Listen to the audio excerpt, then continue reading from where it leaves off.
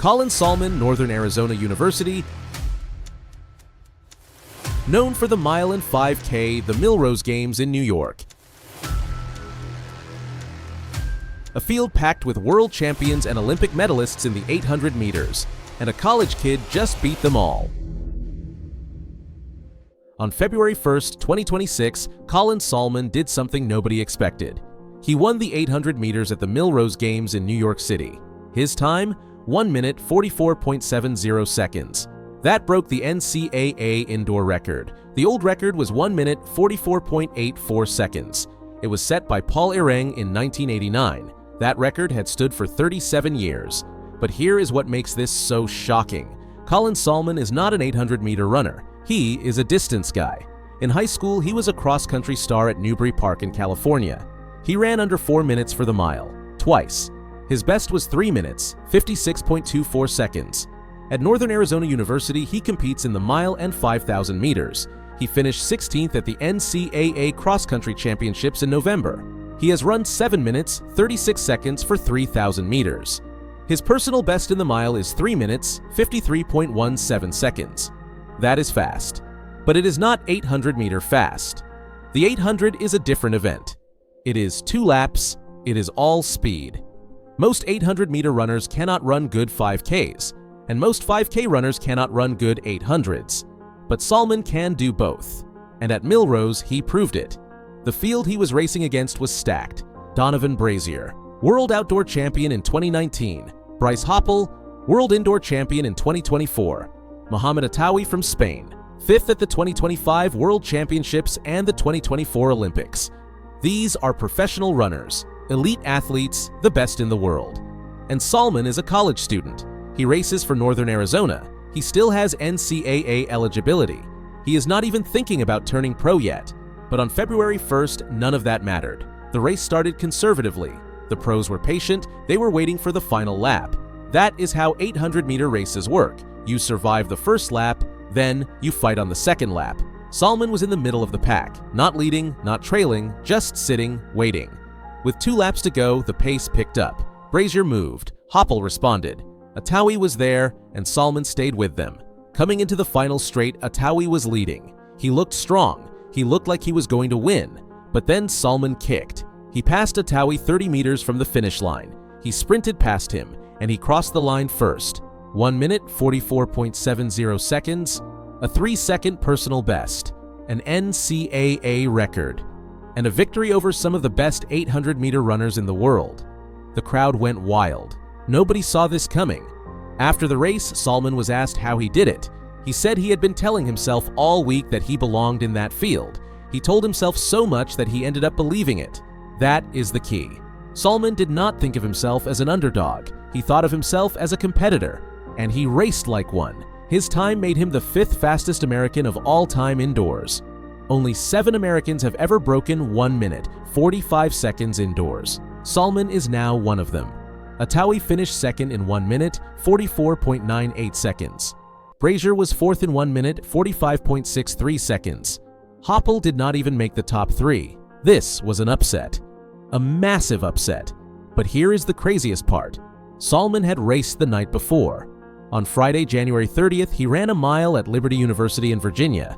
He finished in 3 minutes, 55.66 seconds. He placed 4th. Then less than 24 hours later, he ran the fastest 800 of his life at Milrose. Why would he do that? Why would he race twice in 2 days? Sahlman said it was intentional. He and his coach Jared Cornfield decided to do it as practice for navigating rounds at a championship. At the NCAA championships, you have to race multiple times in a weekend. So they wanted to simulate that. It worked. Sahlman handled the fatigue, and he still ran an NCAA record. So what does this mean for Sahlman going forward? Is he now an 800-meter runner? That is the big question. Sahlman has incredible range. He has run fast times in the 800, the mile, the 3K, and the 5K. He has competed in cross-country at the highest level. He can do everything. But what is his best event? After Milrose, people are starting to think it might be the 800. CITIUS mag analyst Eric Jenkins said he is now confused about what Sahlman's best event is. I'm trying to think what his best event is now. Now I'm confused. Probably the 800 meter. It's tough to say. He noted that Sahlman just beat Donovan Brazier and Bryce Hoppel pretty handily. He beat an unbelievably stacked field today in just a fantastic race. His form isn't perfect, but he's got the stiffest ankles. They are trampolines. On the other hand, Sahlman has struggled with tactics in the 1500. He ran 3 minutes 33.96 seconds for 1500 meters in 2024. That is the second fastest time in NCAA history. But he did not make the NCAA outdoor final in the 1500. Why? Because the 1500 is tactical.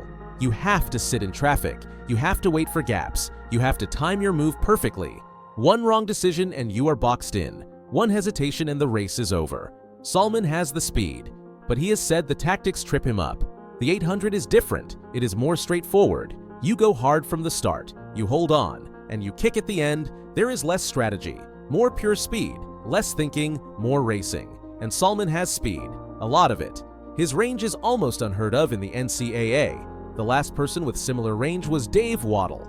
Waddle won Olympic 800-meter gold in 1972. But he also finished 12th at NCAA cross country in 1971, and he won the NCAA 1500 title outdoors. Waddle is a legend, and Sahlman is being compared to him. That is how rare this kind of range is. But Sahlman is not done yet. He is only 22 years old. He is a senior at Northern Arizona. He has won 5 straight Big Sky Conference titles in the 800 meters, indoor and outdoor. His younger brother Aaron has also run under 4 minutes, 0.1 second for the mile. Speed runs in the family, and he still has the rest of the indoor season ahead of him. The NCAA Indoor Championships are coming up in March. Sahlman will be the favorite in the 800. He might also run the mile, or the 3K, or all of them. Who knows? What we do know is that Sahlman is one of the most exciting runners in college track right now. He is unpredictable, he is versatile, and he is fast. At Milrose, he proved he can compete with anyone. He beat Olympic finalists, he broke a 37-year-old record, and he did it with a smile on his face. Sahlman's victory was one of the highlights of the 2026 Millrose Games. The meet also saw Cole Hawker win the 2-mile, Cam Myers win the Wanamaker Mile, and Alabama's Doris Lemon-Goal set an NCAA record in the 3,000 meters. But Sahlman's 800 was the most surprising result of the day, because nobody expected it. Not the pros, not the fans, not even Sahlman himself. He said he had to convince himself all week that he belonged in that field, that he could compete, that he could win, and then he went out and proved it. That is what makes this story so good.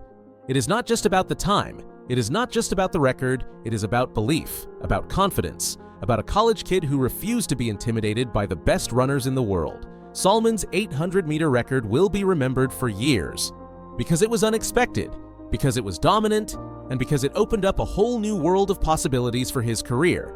Is he a distance runner? Yes. Is he an 800-meter runner? Also yes.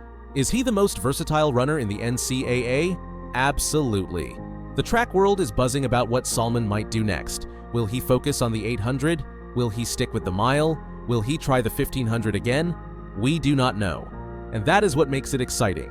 What we do know is that on February 1st, 2026, Colin Sahlman shocked the world. He beat the pros, he broke the record, and he showed everyone that distance runners can run the 800. Paul Ireng's 37-year-old record is gone, and Colin Sahlman's name is now in the history books.